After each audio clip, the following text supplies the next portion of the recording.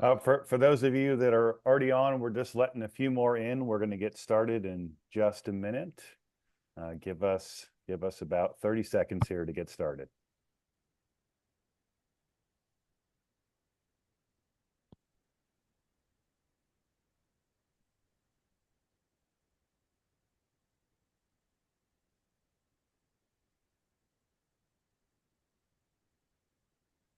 Just about there, just a few more jumping in before we get rolling here.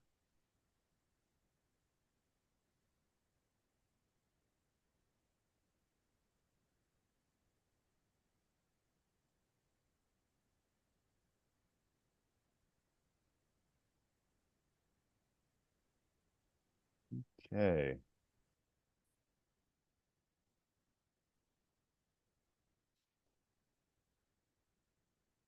Okay, there might be a few more jumping in here, but we'll go ahead and get rolling. So good morning, everyone. Welcome. I'm glad you're here. I'm Jamie Hawks with the Real Estate Inspection Company.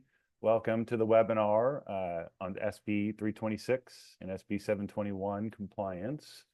So today we're going to share some important insights on deck and balcony inspection mandates and how that impacts real estate professionals like yourself, HOAs, property managers. We have expert today in the industry, Mark Marsch, with us, and he's going to be taking over the call in just a minute. But Mark brings 40 years of experience in the industry on inspections, deck and balcony, waterproofing, and SB 721 and SB 326 compliance. So before we dig in and turn it over to Mark, just a little housekeeping. We'll have a live Q&A at the end. So first 20, 30 minutes, we'll go over our presentation, and then we'll turn it over to Q&A. So along the way, though, please drop your questions that you have in the chat at any time, and we'll jump into those questions in the second half. And then also in the chat, just kind of let us know your title, so we know what industry you're coming from. So with that, let's jump in and welcome Mark. If you could unmute for us, Mark, and we'll dive right in. Okay, good morning, everybody. Thanks for joining us. We want to get started and go through what is SB 326 and 721 for those of you that are not familiar with it. It was signed into law in 2019, became effective January 1st, 2020. Originally, when it started, it was designed to capture both common interest development, HOAs, and the multifamily apartment housing. And the lobbies for the HOAs ended up getting removed from the original SB 721 law. And then the folks in Sacramento came up with another Senate bill to cover specifically the common interest development. So that's why those two were split off. It was signed in. It was all a reaction from a deck collapse in 2016. That killed some people. It resulted in the death of like 7 people, and it turned out, interestingly enough, that it wasn't an engineering problem with the decks, how it was designed. It was too many people on the deck, but the reason it collapsed was from a lack of maintenance on that property. So that building, those decks were only 8 years old. Interestingly, it wasn't an old property. So that really put everybody sort of on notice that, properly maintaining your property was their biggest concern, that it wasn't being done. And that was really the impetus for these Senate bills to require these inspections. So who has to get these inspections, and what is the frequency? So I'm going to refer to SB 326, and that's for HOAs. They are required to get these every 9 years. The deadline to obtain these has already passed. It was January 1st, 2025. For apartments, the deadline has been extended to January 1st, 2026. And for apartments, the frequency of these inspections is every 6 years. Who's required to get them? So for an HOA and apartments, it is anybody that has 3 units or more. And the elements that need to be inspected are what they considered exterior elevated elements. Those are defined as the components that extend beyond the exterior walls of the building, deliver structural loads to the building from the decks, balconies, stairways, walkways, and their railings. They have to be 6 feet or more above the ground. And importantly, they are required to be, as a qualified element that needs to be inspected, they have to be supported in total or in part by wood. So if you have a building that's all structural concrete and steel, you would not be required to have this. But let's say you have a wood deck and it has stairways with steel stringers that are hanging on that wood deck. That would need to be inspected because it is supported in total, or in this case, in part, by a wood product. So, what needs to be inspected on an HOA? So the HOAs are the SB 326, and you're required to have a statistically significant sample of 95% or more of the units is the minimum that you have to inspect. On apartment buildings, it is 15% of more of each element type. So 15% of your stairs, 15% of your decks, those are the bare minimums that you have to inspect for the laws.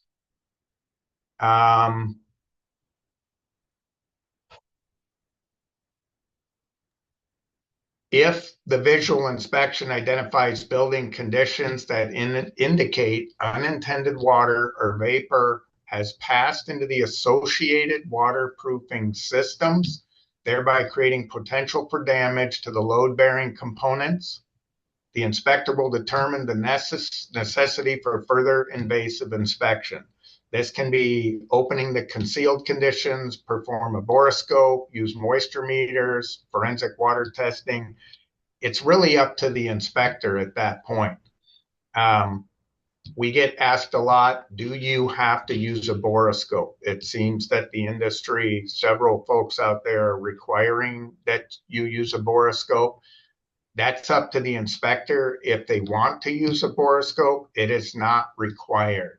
The requirement is for a thorough visual inspection and to identify if, in the inspector's opinion, that there's any moisture intrusion getting into the framing and the structure of the building that would compromise the integrity and make it unsafe for the occupants. Right now we're seeing a whole lot of inspections out there, a whole range of people that are going, in our opinion, well above what needs to be inspected. And then there's people that really aren't familiar necessarily out in the field with what they're looking at with regard to waterproofing and how it affects the whole building assembly. So they're noting things that may not be relevant. We'll talk a little bit more about this, how this could affect your property or your clients if these inspections aren't done properly. So what needs to be inspected on the properties? They call them exterior elevated elements or components. And what those are, as we said, they could be the stairs, decks, railings, walkways, all the things that are 6 feet or more above the ground. I want to touch on one other caveat right now, that there are some folks that are using the word only the cantilever decks. And it is our opinion that it's not just cantilever decks that need to be inspected. In other words, if you walk out onto a deck, and let's say you have a common area deck on your building, you walk out onto a deck and there's living space below it. So it's not cantilevered. If you were to go below that deck, you would be looking at the drywall from the bottom looking up. It is our opinion that if you go through the specific wording of the law, they do not use the word cantilever. I believe my opinion is also that a lot of people are applying the original deck that collapsed, that was the impotence for these Senate bills and the law. They were cantilever decks. And I believe that people are incorrectly assuming that the deck has to be cantilevered. The idea of these laws was to protect the occupants and make sure that these decks are safe to walk on. So the decks, whether they're cantilevered, partially cantilevered, or not cantilevered, it's still the same principle. If your deck is leaking and it's prematurely degrading the structure, it causes an unsafe condition. That's really what these laws are designed to protect, the occupants and the owners, and provide the maintenance for these. Are we doing timelines? Okay. As far as the reports, so the laws are very specific about what needs to be contained in the reports, and this is important because, and we'll get into touch on this in a little bit, if you are getting reports that do not have these elements in it, it is a problem for you as the owner or the owner's rep, or say the lenders or insurance companies, if they're identifying components or issues that are being misconstrued as a critical repair of some sort because somebody doesn't understand the requirements of the report, what needs to be. So let me just touch on what they actually are. The requirements in these reports need to specifically identify all the exterior elements on your property. It also it needs to opine, an opinion of the current, an assessment of the current physical condition of the load-bearing components and associated waterproofing elements.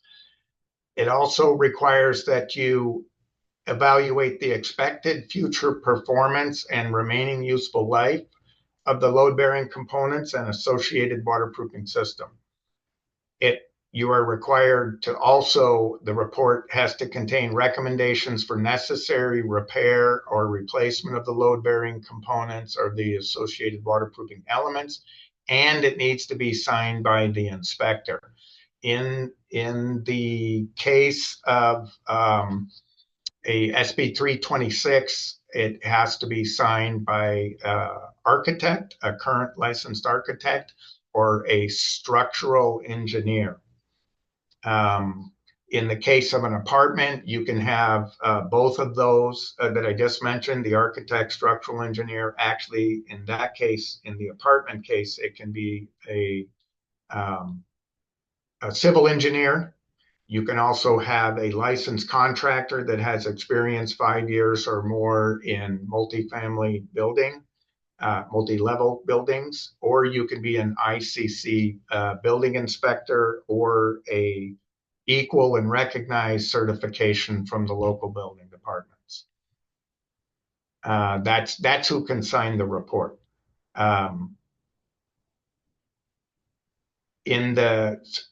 So now those are the elements of the report. Once you've gotten your report, what are the requirements for the HOA per the law? The law requires that that report gets incorporated into your reserve study per the Davis-Sterling Act.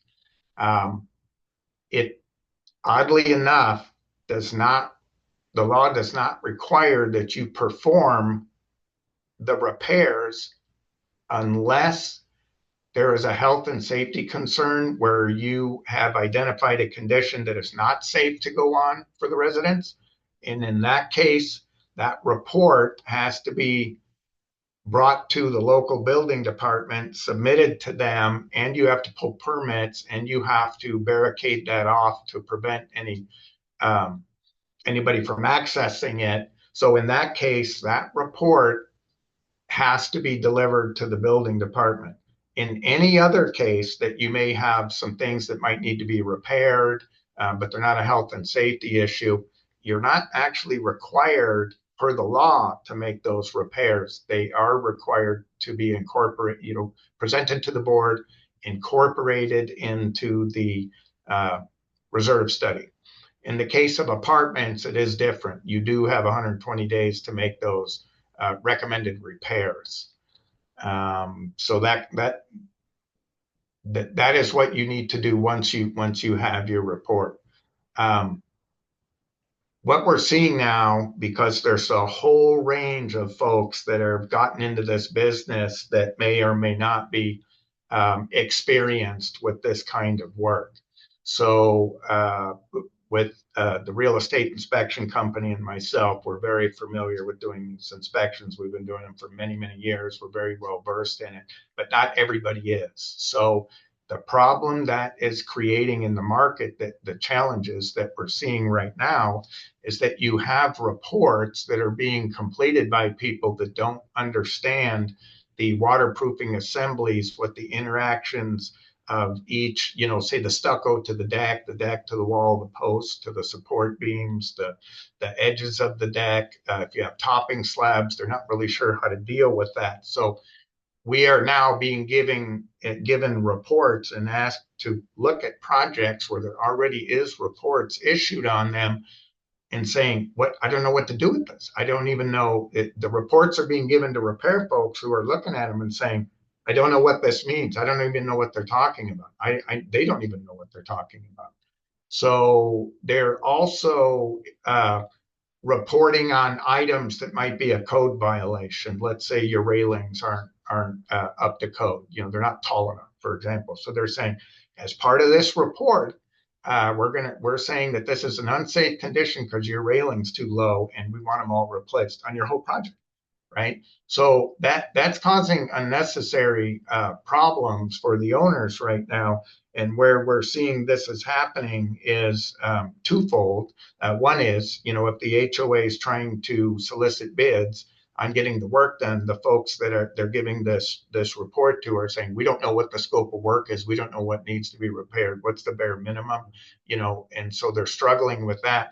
But also, they're having a problem if people are selling their condos right now. We're seeing that the transactions are falling through because the mortgage companies are taking these reports and saying that these are critical repairs. You got to repair all of this so we're not lending on your project. And that is causing a big problem all the way around, because the seller is going to look at the board and say, hey, what's going on here? And the board was saying, hey, we got the report. That's what we were required to do. So it's causing unintended problems because now these people, these deals are falling through because of the reports. They're making excessive recommendations on things that they don't have enough knowledge in the industry on. I'm going to use the example of waterproofing, where you come in and you see, we will look at something and see that it's a top coat bubbling on the thing, where an inexperienced inspector would look at it and say, the system is failing. You need to remove this. And by the way, I want you to open up the stucco all the way below. I need to verify there's no leaking coming in from down below. So what is the difference between that and a person that's more educated on the system? We would say, hey, I don't see any evidence of leaking down below on your soffit, and this is just the top coat that's bubbling. This is a maintenance coat issue. This is not what would be considered in their report a critical issue. And particularly if a mortgage company or an insurance company, who are also requiring these reports, they will look at the class of, it scares them because these folks are saying, fix this stuff. Now, in our opinion, it's been, there's some folks out there that are doing the inspections that are trying to create work for themselves. And there's also folks that are just flat out don't know what they're looking at. So we believe that's really where we can help quite a bit with this, especially because there's that car addendum that we're aware of. that is a disclosure statement on this. And I know that's probably scaring the heck out of real estate agents because, you know, that kind of disclosure, it doesn't put a problem, I believe, for you folks, because you're just saying, it's asking, do you have the report? Do you not have the report? If you do have the report, is it repairs or is it a clean report and saying everything's good to go? It's a disclosure statement. But now the answers to that are going to the mortgage, the lenders on the properties, and they're going to insurance companies. So we believe that's an unintended, very big challenge for you folks right now. Let's see here.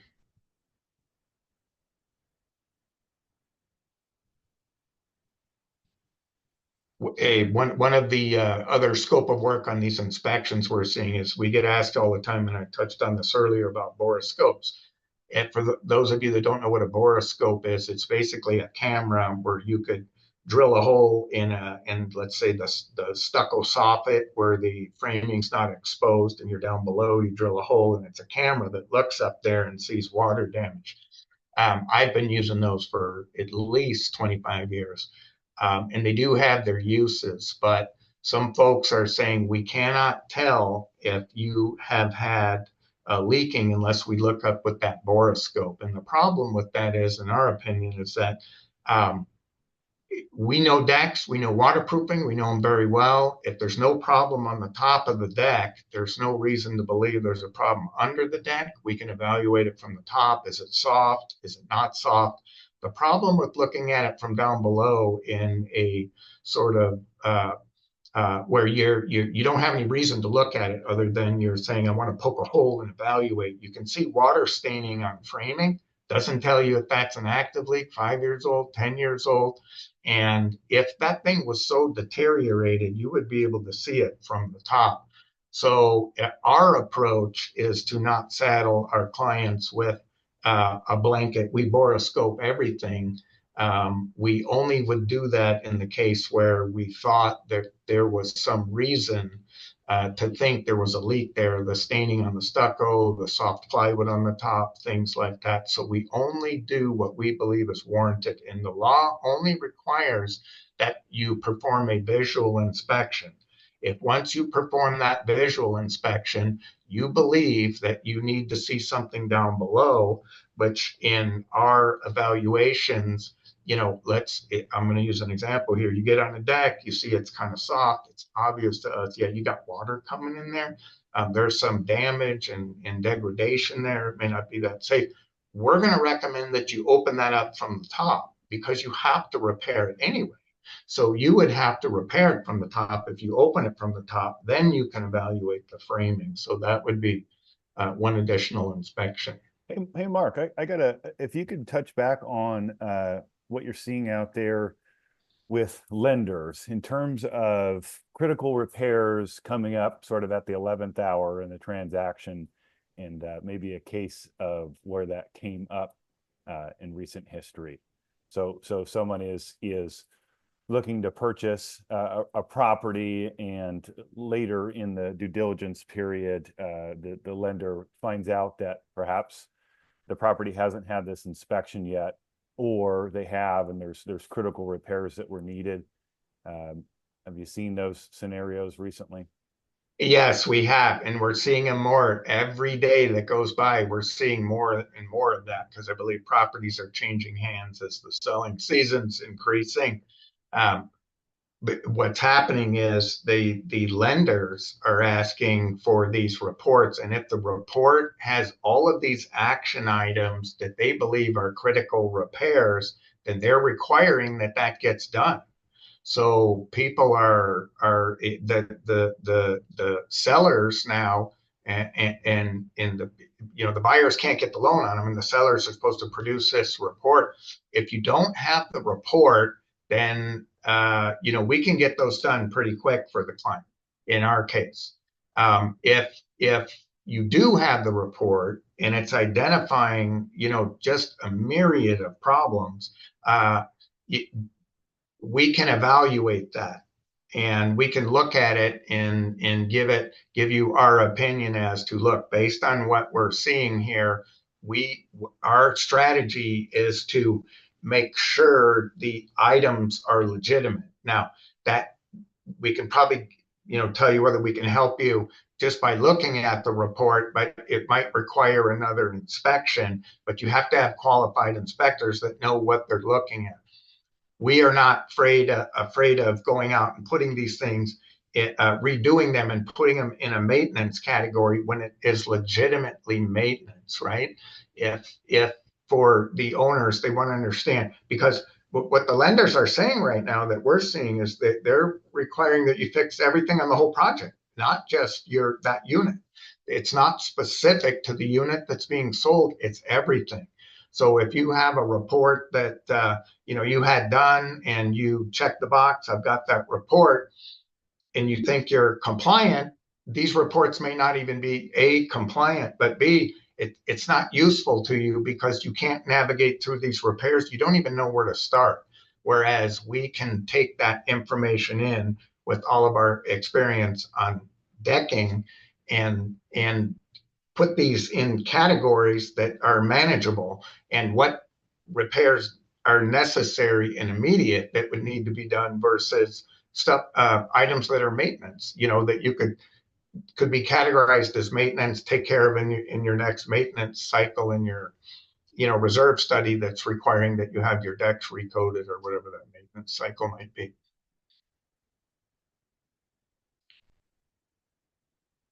Okay, let me see. Did I miss anything, Jamie, here? Yeah, that's great. Yeah, so maybe before we get into Q&A, just tell us a little bit about our approach, perhaps if a property hasn't had it done yet. So there are many apartments in the SB 721 that have not been done yet, and then condominiums in the SB 326 that may have had it done or may not have had it done. But just maybe briefly on our approach if someone's doing it from scratch, if there's not been an inspection yet and they still need to have it done. Sure.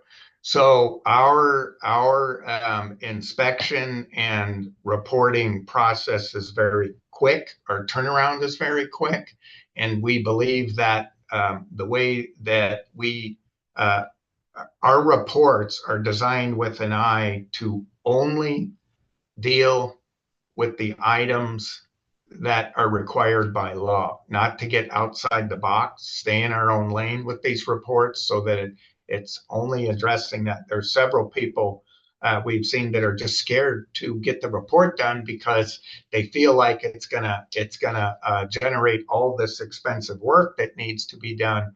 However, if somebody falls through a hole in a deck, which we've seen, and I know you've seen, Jamie, as well, that there's holes in the decks that, and especially in apartments and that, where they can fall through. And some of these people are afraid to report these issues simply because they're afraid they're going to get kicked out of the unit or something. I don't know why, but I'm not sure why, but anyway, all of our reports are geared to looking forward and seeing, what do you need to do? What's a maintenance item? Properly categorizing these to limit, somebody else getting this report and saying, "Oh my gosh, this building looks like it's falling down." I don't want to get involved with this property. Got it. Yeah. So So the other thing is, all of our whole team is E3 certified, and E3 certified is a professional organization where that sets the standards for these reports, just like that, because it's kind of the Wild West out there with people all over the map, and the poor client doesn't have any way of knowing, is that legitimate? Is it not legitimate? They told me this, they told me that. They're hearing, just like you do when you call a contractor in to do work, you're getting all these different opinions and you don't know what to make of it. Well, E3 certified means that the inspectors are not only E3 certified to sort of stay in their lane, not that we don't have the knowledge to get out of the lane if you had a question about that, but with regard to the report, staying specific to our reporting process. And also, we are teamed up with E3 certified repair people that know what they're doing in repairs. We have, in the last 4 months straight, clients have got the repair. Got the report, says, I want to do the repairs. Will you come back out and look at it? We're finding that we're having to almost train the repair people because they don't understand the assemblies, and they're hiring these, they might be a licensed contractor, but if they don't have experience with these type of repairs, they're going to steer you in the wrong direction, and they're not getting the repairs done properly. And I just had spent so many hours looking at photos and talking with clients. They go, no, that's wrong. Well, can you come and show my guy how to do it? And say, I could if I had time, but that's not what we do. We're not there to train. So we use E3 certified repair folks, which helps us on the back end. If we have to clear an item, I already know these folks have been trained in the type of work they do, and they're well versed in this type of repair, which saves you money from us having to go out and look at it, multiple times as opposed to just once to sign it off. So Wonderful, wonderful. So to recap, if you do have an apartment or condominium building that hasn't had this done, now is certainly the time to do that. However, if you're dealing with challenges where it has been done and it's not yet in compliance, or repairs have not been done, we can help you with that as well. So, well, thanks, Mark. That was very helpful. I'm sure we'll have some questions here to expand upon some of these topics, or maybe even some questions on things that we haven't covered. Very interesting to hear all the things you're seeing out there. So, yeah, let's for everybody on the call here, let's shift gears and open up a Q&A here. We could, if you want to turn your video on and raise your hand, we could unmute and do it that way. Or if you'd like, you can click on the chat and drop a question in there, and I'll read it for everybody and have Mark go through it. So let me look here. Does anyone have a specific question about this that you want to drop into the chat, or open up your video and microphone and ask? Don't see any in the chat. Philippe, go ahead. Got two mics open. Sorry about that. Mark, I wanted to ask you, do you think that we're going to see on the home inspection side, we're seeing insurance companies asking for 4 points. Do you think we're going to see these insurance companies who deny coverage because these inspections haven't been done or repairs haven't been done, or anything else besides the lenders? Do you think insurance companies may get in and say, we don't want to insure this risk? In my opinion, yes, because that's an evaluation of the risk, right? It's as I said, that the buzzword for these folks is critical repairs, and critical meaning critical to the health and safety of the occupants. So we recently came across one where very drastic HOA did not get the repair, called the inspection company out to do the inspection, and came to find out that it was the reason they needed to do it right now was because a resident on a third or fourth floor bent over a railing to put a plant on it, and the railing gave way and they fell 3 stories. Now that really muddies up the water as far as liability, because that resident now went to the hospital, and the HOA did not get their report done in a timely manner before that incident happened, before it was after the deadline. And the insurance company allegedly was initially declining coverage, saying it was the HOA's responsibility to get that report. And so that I think it's those kinds of things that the insurance company is going to be looking at as far as liability. But yes, we're already seeing, we're working right now with getting with the underwriters from the insurance company to find out what their exact criteria is, so that we can hopefully manage these reports and be more educated for our clients to help them navigate, if we know exactly if they have a set of guideline requirements. And it will probably vary, different from carrier to carrier, similar as you're seeing with the fire hardening space and the other reasons for declining coverage right now. Mark, thanks, Mark. I have a couple questions in the chat to run through with you, Mark. Can you just to start, can you tell us a little bit more about the review process if an inspection has already been performed, what we can do there? Right. So what we would propose to do is for a fee, just a flat fee of $275, we would take the information in the report, and then we would look at it on Google Earth and get some ideas and see the quality, if the report is adhering to the requirements. First off, does it have all the elements? And if it does have the elements, how are they characterizing those elements that they have seen? If it's something we think we can help with at that point after the review and say, look, in our opinion, this might necessitate another inspection. You wouldn't want the other company to go back and do the inspection, because if they're unqualified and they're mischaracterizing it, you're going to be asking them to change their opinion.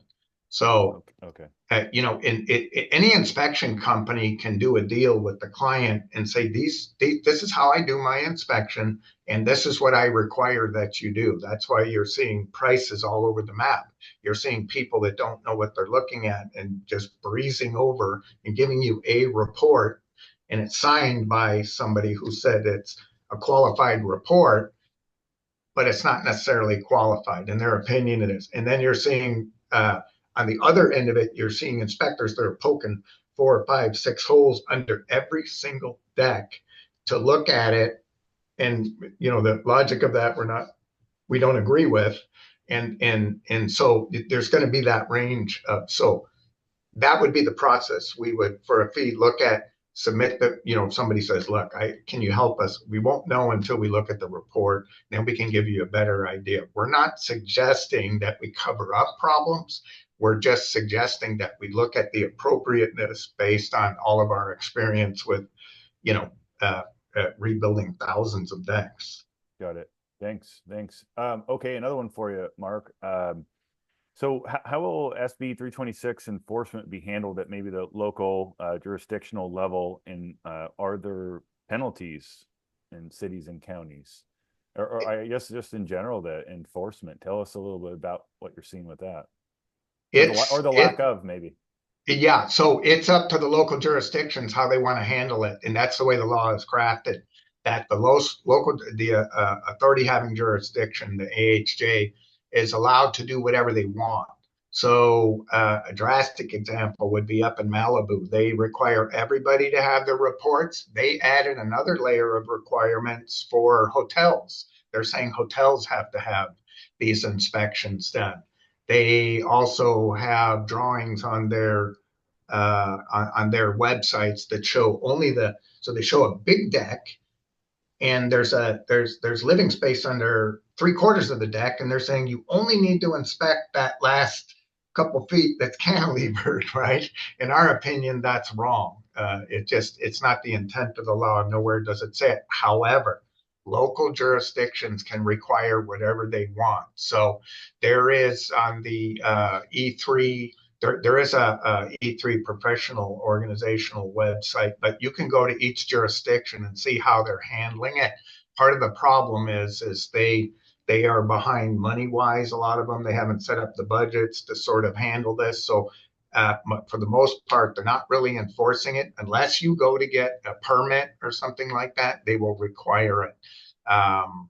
We have some jurisdictions, like in Los Angeles, they were requiring the report for apartments. They were just requiring it. They just said, send us your reports. So that it's up, I don't know if that answers that it clearly, but it's up to the local jurisdiction on what they will require. And where the fines come in is if and they can fine you for whatever they decide they want to do. They have total control over that. But the fines that we're seeing for the law is if the report has gone to the local jurisdiction because something was red tagged, and if you haven't done that repair in a timely fashion, then they are allowed to start imposing fines on you. Okay, got it. Wonderful. Veronica has a question. Veronica, if you could unmute and go ahead and ask Mark, please. Thank you so much. So for townhomes that happen to have a balcony, but behind there's, in this case, I just went into escrow with one that has the kitchen right underneath. Is that something that the HOA is going to require inspections? But Veronica so you're saying that the kitchen is completely underneath what's above on your balcony? That is correct. It's supported. Yeah. Yes, Mark. What do you So think? you would say so the criteria would be, is there 3 or more units in this project, right? There And is. if the answer is yes, then you would go to the next question. Is the deck 6 feet or above, right? Yes. And the answer to that would be yes. And then, is it an exterior deck? In other words, is there a door that goes out to that deck that's for use by the occupants? And when you walk through that door, are you on the exterior? And the answer is yes. So the answer to that question would be yes. That would be the criteria you would answer those questions to see if it's qualified for the report. Okay. So the HOA must have reports on this by Yes. following the guidelines 326. Yeah, because Veronica, one of the things we're seeing is and I'm not sure who's advising these people, but they're saying if it's not cantilevered, you don't need that. You don't need the inspection. It does not say that in the law. Somebody's coming up with those interpretations. Okay. Is there a way that one of you on the chat can put those 3 items so we can copy and paste what you just said? Those qualifiers, those 3 qualifiers that you just mentioned? Sure. My reluctance would be, in case something's, I mean, there's other requirements. Is it supported in total and in part by wood? I think we could maybe put something together, sort of 3 major bullet points. Yeah. Thank you. Yeah. Thanks, Veronica. Let's see here. David, does a realtor call the E3 inspectors for a review, or do we need a new inspection? Yeah, Mark, I think David's just asking there again about the review. We may have touched on that a little bit, but certainly reach out to us, the real estate inspection company. You can, if you do want to do that, if you have an existing report or property, email info@sdinspect.com. You get it started, and we'll call you right back and take a look at that. A new inspection might be needed after the review, right, Mark? Correct. Right. So we wouldn't just blanket say, you need a new report or you need a new review. It would be based on just evaluating the report you have for compliance, and then sort of wrap our heads around what the issues that were pointed out there, and then come up with a opinion as to, this might be a candidate just to get it re-inspected. And as I talked about before, in order for us to do this properly, we would probably do a re-inspection and issue another report. So just quickly for Veronica, real quick, you can go to the E3 Inspection Association. We can put a link on that, and that will also go over, they do address that, the professional organization. They do address the criteria for needing an inspection. Cool, wonderful. Let's see here. One from, sorry, the chat's moving around on me here. We'll hit one from Greg here first. How can engineers and inspectors balance transparency with liability when reporting findings that are borderline or ambiguous? Greg, jump on if you want to clarify that one there. Engineers and So balancing transparency and liability when the report finding might be something that's borderline or ambiguous. I think, Mark, probably some of that just comes back to having an inspector that's qualified and experienced in understanding what they're reporting on, and not having things that in the report that weren't the intent of the law. Having a background in the deck, balcony, waterproofing, and all of its components to ensure that what is in the report is in the spirit of the law. I think that might be sort of what he's Yeah, asking. I think so, because I think on the home inspection side, you are constantly trying to balance, what are you doing for your client, right? So as a deck inspection company, and we want to make sure that deck is safe, right? And so with our experience, we don't have any problem pointing out things that are wrong. So there are clients that just shop for people that tell them, oh no, I can fix this, and they're not fixing it properly. They have no knowledge of the waterproofing or the integrated assemblies.